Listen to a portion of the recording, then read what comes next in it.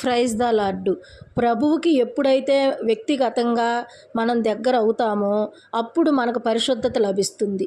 పరిశుద్ధతే కాదు, మనలో శత్రువులను ప్రేమించే గుణము, పక్క పొరుగు వారిని ప్రేమించే గుణము, ఎవరిని అవమానపరచకూడదు, ఎవరి మనసులు కష్టపెట్టకూడదు అని చెప్పి ఆ విధంగా మనకి దేవుడు హెచ్చరిస్తూ ఉంటాడు మన హృదయాన్ని.